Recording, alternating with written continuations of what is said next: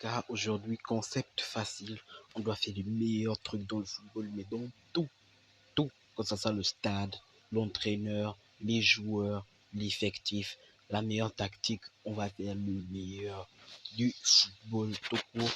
Et si vous avez des idées pour les propositions qu'on propose, vous pouvez me les dire en commentaire si vous voulez une partie 2. Déjà, on passe pour le manager. Il y a Jupp Heynckes, qui est déjà le meilleur entraîneur allemand de l'histoire pour moi. Je veux rien savoir.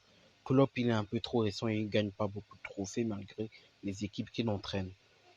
Puis il y a Don Carlo, qui est quand même un entraîneur assez légendaire. Quand même.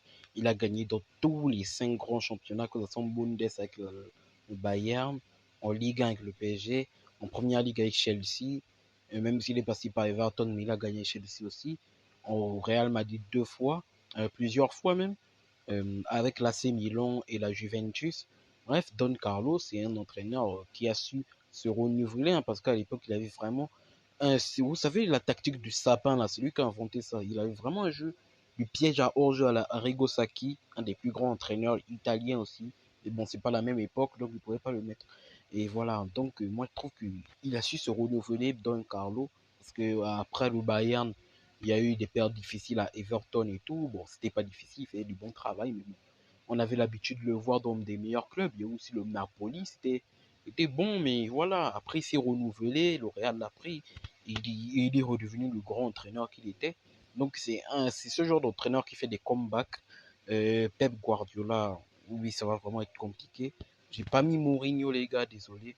J'ai pas mis Mourinho, j'ai pas du tout pensé à Mourinho. En même temps, Mourinho, c'est vrai que à part Chelsea, Porto, il n'a pas fait grosse chose après. À part Chelsea, Porto et l'Inter, Mourinho, pour moi, c'est un peu trop surcoté. Et puis, il y a Sir Alex Ferguson. Moi, je prends Sir Alex Ferguson pour le all-time des entraîneurs. Il se l'entraîne, et c'est pas parce que c'est supporter de Manchester, mais en fait, c'est l'entraîneur qui a gagné le plus de trophées, en fait. C'est ça. C'est facile. C'est facile, on laisse tomber les autres. C'est l'entraîneur qui a gagné le plus de trophées. Et ça, c'est ça qu'on cherche. Voilà, donc Sir Alex Ferguson, en plus, il est resté très longtemps. C'est un entraîneur qui a quand même commencé à 87 et il a fini dans le 21e siècle. Donc c'est un entraîneur qui a perduré dans le temps par rapport aux autres entraîneurs qui sont plutôt récents. Même si Jupp Heynckes, c'est 90, 2000, mais lui, il a vraiment fait 80, 2000, 2010 même. Donc incroyable si Alex Ferguson, et pour moi c'est le meilleur entraîneur de l'histoire en termes de statistiques et peut-être même en termes de tactique parce que en Angleterre, il y avait l'habitude à Liverpool, Arsenal et tout, mais personne n'a régné en Angleterre comme il a fait parce que en Angleterre c'est pas facile de gagner. Et c'est lui il a fait avec United. C'était un peu comme la période de la Juventus avec la Serie A, l'AC Milan et tout. Sauf que là c'était vraiment un seul qui régnait. Et puis il y a les stades, là, il y a le Wembley Stadium. Wembley Stadium, stade légendaire qui a encore accueilli la finale de la Ligue des Champions. Stade légendaire où Lens a triomphé. Wembley Stadium, un énorme stade. Ou encore le Santiago Bernabéu, énorme stade légendaire, plein de moments légendaires, que ce soit dans les années 90-2000. Le Camp Nou, grand stade aussi, surtout dans le prime du Grand Barça, un très très grand stade aussi, un stade légendaire. Le stade de Maracana, pour moi c'est le plus grand stade du XXe siècle, mais après, si on met 21e, il n'y a pas eu beaucoup de grandes choses au Maracana depuis. Maracana, franchement, si on avait fait au XXe siècle, je mettrais numéro 1. Parce que la Coupe du Monde 1970, 72, 86, 90, 2006, tous ces Coupes du Monde-là, c'est au Maracana, les gars. Ce stade a accueilli toutes les plus grandes finales de la Coupe du Monde. 74 aussi. Donc le Maracana a respecté. Mais franchement, ça à prendre avec des pincettes. Le Bombarinera, un stade qui a accueilli beaucoup de finales de Copa Libertadores, un stade légendaire en Argentine. La Bombonera, j'étais un peu obligé de la mettre. Il y a aussi Old Trafford, le plus grand stade d'Angleterre pour moi, avec Wembley, plein de moments légendaires. C'est pas pour rien qu'on l'appelle le théâtre des rêves. Et le Vélodrome, qui est pour moi le stade le plus légendaire de France. Je pense qu'il y a eu beaucoup de choses, de moments surtout dans l'histoire de football français au Vélodrome par rapport au Parc des Princes, qui est un stade plus récent. Parce que même à l'époque, le Parc des Princes, leur seul moment légendaire, c'était le match face au Bayern en demi de 90. Sinon, c'est un stade très récent, le Parc des Princes, et il n'y a pas beaucoup d'émotions là-bas. C'est un beau stade, hein, mais franchement, le Vélodrome, il y a vraiment eu plus de moments légendaires. Et je n'ai pas mis le Stade de France parce que c'est un stade international.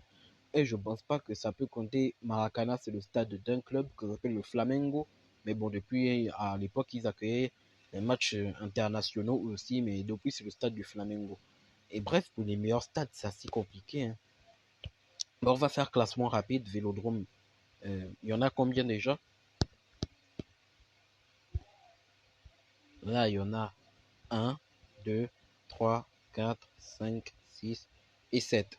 Vélodrome 7e, Old Trafford 5e, Bombanera 6e, Maracana 4e, Camp Nou 3e, Real Madrid 1er et Wembley 2e.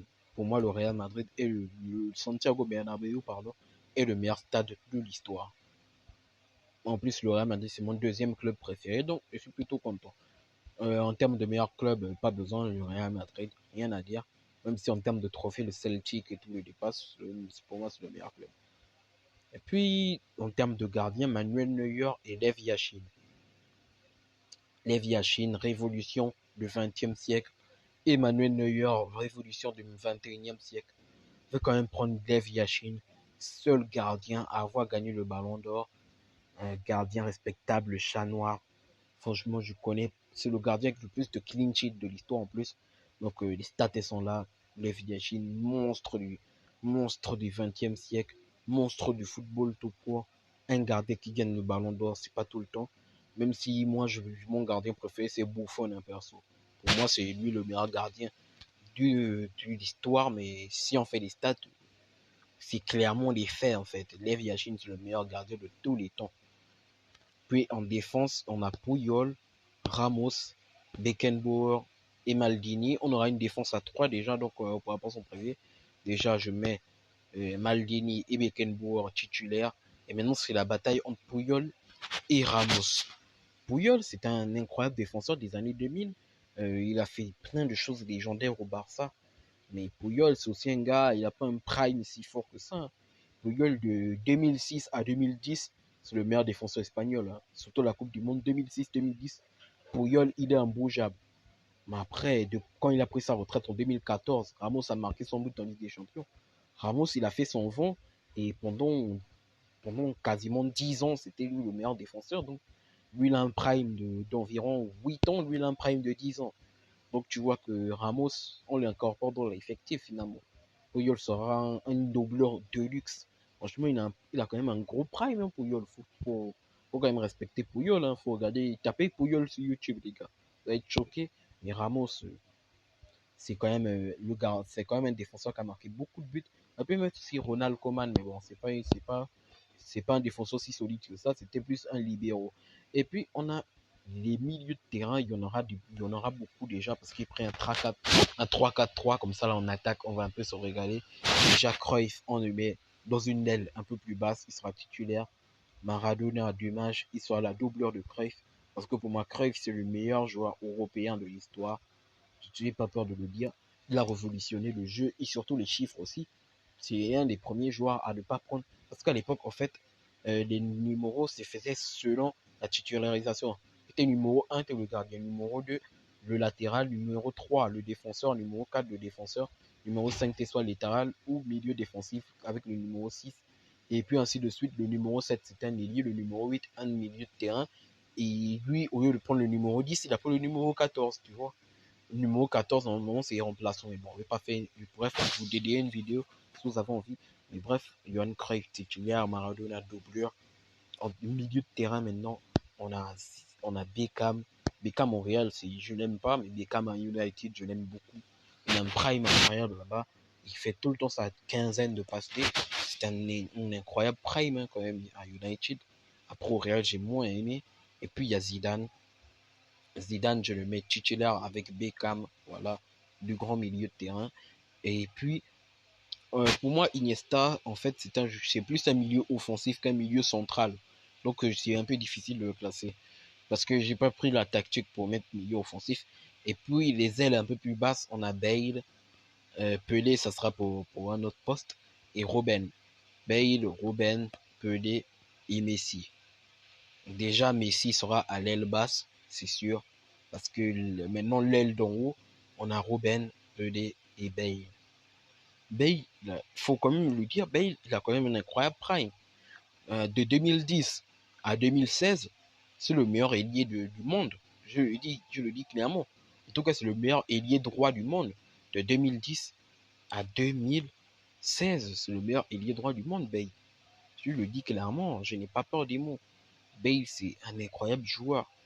Surtout à cette période-là, à Tottenham, pendant ces 4 ans à Tottenham. Incroyable. Mais après, au Real, première saison, elle était bonne. Par contre, depuis 2016, il a fait un incroyable Euro. Et puis, il y a Pelé et Robben. Robben, incroyable prime aussi, de 2009 à 2015. Mais je vais prendre quand même le roi Pelé. Bale, je ne pourrais pas lui mettre en doublure quand même parce qu'il a très mal fini sa carrière aussi. C'est aussi ça le problème. Et Messi sera à l'aile basse pour faire le milieu un peu tout. Et puis le poste ultime, le numéro 9, on a Cabernet, Ballon d'Or, Luis Suarez, R9 et Cristiano Ronaldo. Déjà, Cristiano Ronaldo, je trouve que je vais quand même le réserver au poste d'ailier. Je vais quand même le mettre au poste d'ailier, surtout que Benzema était numéro 9 au Real. Donc Ronaldo, on le décale un peu. Puis il ne reste plus que 3 9. Benzema, R9 et Luis Suarez. Benzema, il a quand même un ballon d'or. R9, il en a 2. Luis Suarez, il n'en aura jamais eu, mais parmi les 3, c'est lui qui a marqué le plus de buts déjà. Surtout que lui, il joue dans un autre continent, alors que bon, Benzema aussi jouait dans un autre continent, mais Luis Suarez, il est parti un peu plus tôt et il a toujours plus de buts que Benzema. Bon, déjà, Benzema, je l'enlève de la liste. Si c'est de sa génération, c'est clairement le meilleur numéro 9 de sa génération. La génération 87, clairement, c'est le meilleur numéro 9. Après, Luis Suarez et R9 ils vont se bagarrer. Et surtout, Benzema, en fait, il a eu son ballon d'or quand plus personne n'était là, en fait. Ronaldo, Messi, ils étaient clairement cramés. Ronaldo se faisait insulter de partout à Manchester. Messi, c'était difficile au PSG. Donc, il a gagné son ballon d'or à peu près trop à l'arrache, en fait, parce qu'il n'y avait plus vraiment grand monde, tu vois. Alors que Luis Suarez, il aurait pu avoir un ballon d'or à 2 reprises, en 2016 et en 2017, où il termine à 49 buts et 50 buts. Déjà, les stats, ça fait pas tout. R9, c'est un numéro 9 incroyable. R9, Ronaldo Nazario, si je préfère comme ça, un numéro 9 qui a un prime incroyable, quand même, il faut le dire. Et c'est un numéro 9 qui laissait indifférent. Même quand il ne performait pas, on le soutenait. Voir, pour te dire l'aura du mec. Et maintenant, moi, j'ai quand même une préférence pour Luis Suarez. Parce que pour moi, Luis Suarez, c'est le meilleur numéro 9 des années 2010. Avec Falcao. Bon, Falcao, après, il a dégringolé. Mais sinon, de tous les années 2010, pour moi, c'est le meilleur numéro 9. C'est le meilleur numéro 9 de cette décennie. C'est le meilleur numéro 9. R9, c'est peut-être le meilleur numéro 9 de l'histoire. Mais de cette décennie, c'est le meilleur numéro 9. Donc, je préfère mettre Luis Suarez en pointe que R9, même si R9, c'est clairement mon numéro 9 préféré. Mais gros, Luis Suarez, c'est le meilleur numéro 9 de cette décennie. C'est le numéro 9 que la plupart de mes abonnés ont vu jouer. Et puis, les ailes gauches, le poste que tout le monde voulait voir, CR7, Ronaldinho et Neymar avec cette coupe de cheveux assez dégueulasse. Mais c'est Neymar 2015, hein, cette coupe de cheveux, c'est quand même son prime. 2015, 2014 à 2016, c'est quand même son prime, hein, Neymar. Prime très court quand même, mais très, très fort quand même. Parce que pendant ce prime, il a quand même marqué 60 buts, 66 buts. Donc il a marqué plus de buts que la plupart des joueurs dans leur carrière. Donc il a quand même un prime assez respectable. Après, Neymar, à côté des deux monstres, je pense que ça dégage assez vite. Même s'il y a des nostalgiques, ça dégage assez vite. Puis on a Ronaldinho et CR7. Mais je vous dire un truc, je serais capable de mettre Ronaldinho à la place de CR7. Parce que CR7, en fait, c'est un joueur à double poste, vous voyez. Et pendant un moment, de 2003 à 2013, de 2003 à 2013, c'était un ailier. Puis de 2013 à 2018, c'est devenu un des meilleurs numéros 9 du monde, tu vois. Donc il s'est un peu calmé, donc il joue toujours dans les airs. Mais genre, CR7, c'est pas vraiment l'ailier qu'il a, qui va dribbler, ils vont rouler. Hein. CR7, c'est plus le mec qui va prendre le ballon, il va pas chercher à éliminer la personne, son vis-à-vis, et il va pétarer le ballon. Donc, c'est pas vraiment un ailier pour moi. Même si Je sais qu'il y a des gens qui vont m'attaquer, surtout la banquette de ma chaîne, c'est CR7. Et donc, Ronaldinho, c'est comme le sourire de football. C'est un peu le Neymar de mes parents, en fait. Mais je suis obligé de mettre CR7 à l'aile gauche, personne ne peut le bouger. Et on va mettre Rognier en doublure, hein, comme on dit. Et le 11 va sortir. Et on se dit, ciao, voici le 11 en question.